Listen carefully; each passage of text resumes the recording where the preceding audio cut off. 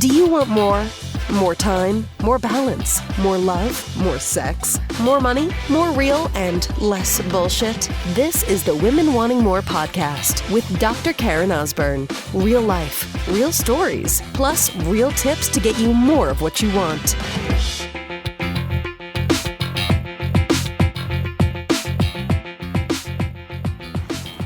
So the most honoring thing you can do for another human being in your life that you love and care about is to stop saving them. It's to stop saving them. So I had a big realization as my husband is at Warrior Convention this week. We were first introduced to Garrett J. White and Warrior, about 2.5 years ago, March 2015. My husband had asked Garrett to be on his podcast. He said yes. I did the interview. Our lives changed. And I've spoken about it many times. And so Ed then from March went down to Warrior Week in July of that year. He then went back to Warrior X, which was another, Warrior Week was 4.5 days. Warrior X was 2 days. That was about 1.5 years later. And right now it's at Warrior Convention. This is a lot of the men that have actually been through Warrior or haven't yet. Maybe they've gotten Garrett's new Warrior book. But I realized something. So I realized as my husband is, he came to, let me start from the beginning. So Ed came to a big realization on the very first day, which was this, that he thought that he came down for business reasons, had to level up in his business. Yeah, crush it more. Yeah, make more money, help more people, which is cool, right? But what he really realized what he needed to do is to heal his soul. It's to heal his soul. It's a big thing for my husband to say that. These are not words that he normally uses. And what he means by that is that, so my husband Ed has Crohn's disease. He was diagnosed in 2009. 2 years later, he had emergency surgery for blockage in his colon. And our lives over the last 8 years have been very different than what we planned them to be. Very, very different. And he deals with pain every single day. And he realized that the only way, because it isn't about the next drug. It's not about the next surgery. It's not about the next natural thing. It's not about going away for a couple weeks on some kind of a healing retreat. Like, none of that shit matters because it's the emotional stuff. It's some of the demons from his past that he really needs to work through and address and confront and face. And he posted up a video on Facebook and just said, essentially, like, I need to save myself. I need to save myself. It isn't about the next thing for my body to heal and to get well again. Like, it's not. It's about me. It's about me, and it's up to me. Like, I really do truly feel and believe his words of saying, like, I finally see it. Like, it's me.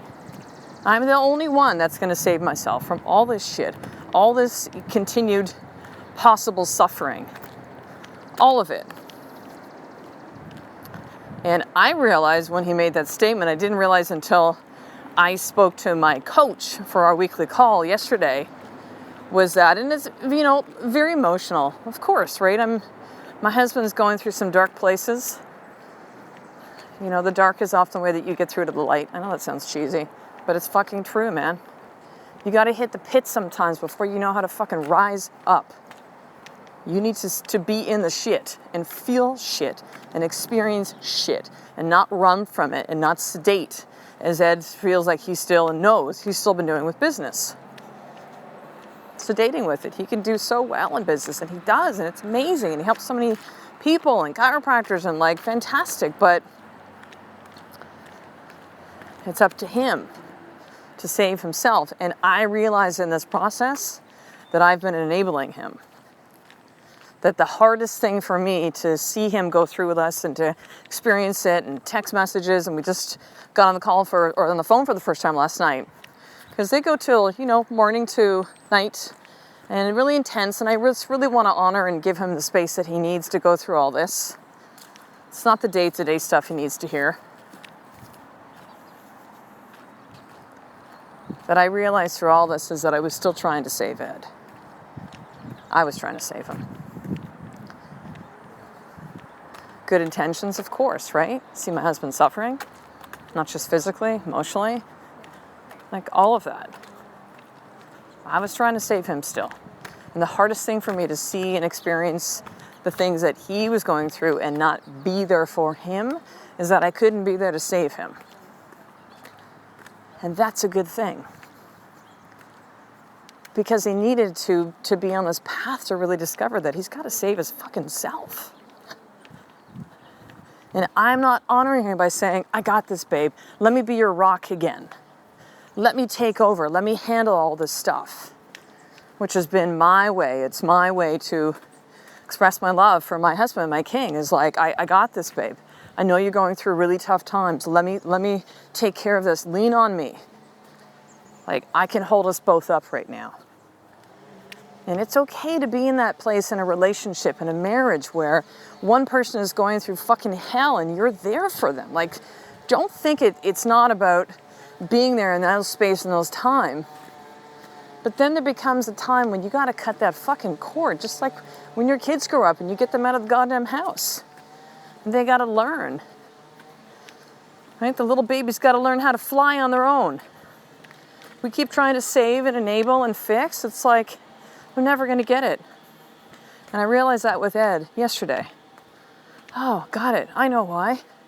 This is why this is bothering me so much. Because I'm so used to saving him. And I can't. And more importantly, I won't. I won't any longer because it doesn't help him. And he needed to get to that place. It wasn't about me telling him that. And there's no regret with these things, right? There's none. It's like understanding that I got to hear. You know, Ed needed to get into the fucking pit to figure this shit out. We can logically take a look at stuff or consider possibilities and it makes sense. Oh yeah, that makes sense. Yeah. You know, shit with my dad I haven't really like worked through, and like anger stuff, and 8 years of dealing with pain, and all this stuff that's kind of caught up with me, like the story of nobody gets me. Nobody understands what I go through each day. The stuff that was perpetuating. He needed to see that. It didn't matter how many conversations that we would have where I'd go, babe, you're right. I don't know what it's like to be in your body. I don't know what it's like to feel that pain each day. I can only imagine. I can only listen. I can only really, really seek to understand what you're going through. But yes, I will never know what you are feeling. That is correct. That would be a story that, a conversation we would have often. Yeah, but Karen, you don't get it. You don't know what I'm going through. I know. Nobody can but you. You need to learn how to save yourself.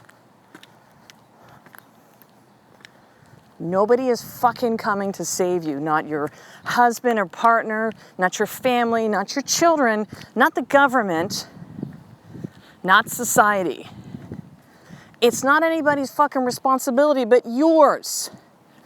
It's fucking you. Stop waiting for someone to fucking ride on a goddamn white motherfucking horse and tell you that everything's gonna be okay, because you gotta sit in that shit. Be in the pit. Be in that void, that dark space where you're like, what the fuck is going on? And many are unwilling to go there. Because it sucks. And it hurts. And so numbing happens with food, with booze, with sex, with Facebook, with shopping, with workouts. Oh yeah, I'm talking to some of you CrossFit girls.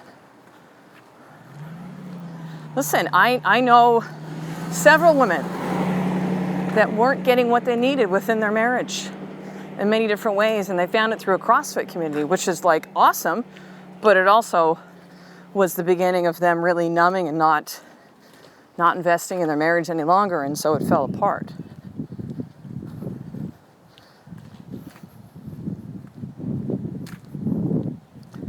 It's up to you. And so here's the coolest part of this, though, sister. If you hear anything of this today outside of, oh my God, Karen's fucking yelling at me, that stupid bitch, like, just stop it. Because you are responsible for where you are now, because it's up to you to save yourself, you get to save yourself. That's fucking amazing. Do you realize that? You get to determine your life. You get to create your fucking life. It's not up to anybody else. And that is the most beautiful thing in the world. Your life is right in front of you, willing to be created. It's sitting there for you. Will you take that step? Will you go to places that scare the fuck out of you? You take that step into that dark place where you don't know where the next step is going to be, and you will figure it out. I promise you that. But it's never going to happen until you realize that it's up to you to save yourself. Save yourself.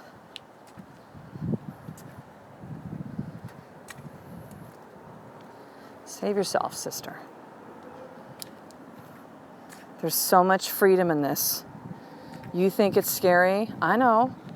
I've been there, and I'm still there at times. You think it's like, I don't know what the next step is going to be. I had someone message me this morning. I feel lost. I'm stuck. I don't know what the next step is. I get it. I've been there. Maybe you just need to take the first one. You don't need to know the whole path. You just need to take the first step. So here's your more tip for today.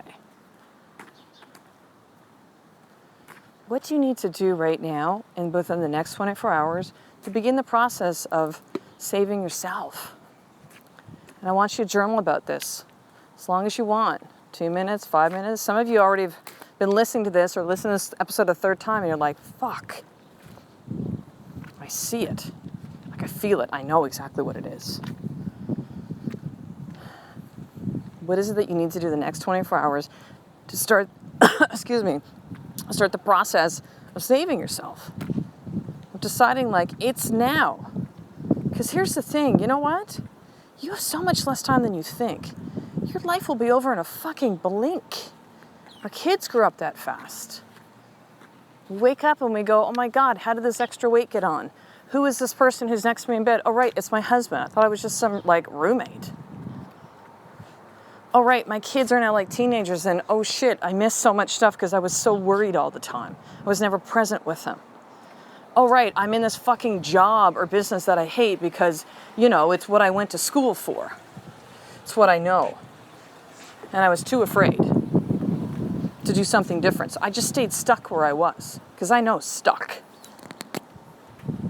So what you need to do in the next 24 hours to begin the process of saving yourself. And listen, we go deep on all this inside the sisterhood. Now is your time.